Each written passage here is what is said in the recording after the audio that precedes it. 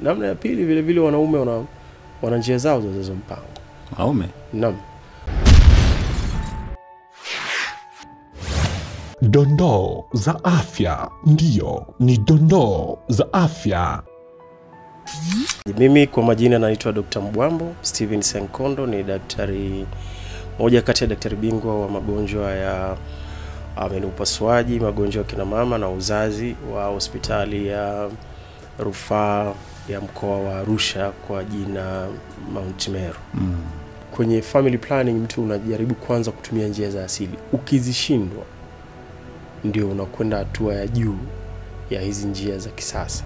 Kwa hiyo ukikuta mteja ambaye ana ripoti kwamba aina yote ya njia amejaribu zimeshindikana, basi mnakaa mnajadili uwezekano wa njia ya asili. Hiyo ni namna moja. Namna ya pili vile vile wanaume wana njia zao za uzazi mpango. Wanaume? Naam.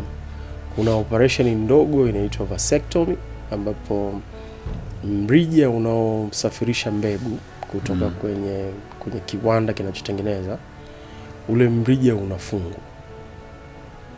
Ukifungwa mwanaume uwezo wake haupungui, uwezo wake wa kufanya tendo la ndoa haupungui, na kile anachokiona wakati wa kufanya tendo la ndoa sio kwamba kinapotea. Kitakachotokea baada ya hiyo operation ni mbegu ndo hazitaonekana, lakini Kiswahili tunaita manii, semen zitakuwa zinaonekana, lakini mrija ule unaopeleka mbegu sasa kuja kutoka nje ndio na ni operation ndogo, inaitwa day care surgery. Unaenda asubuhi saa 6 umeshaondoka.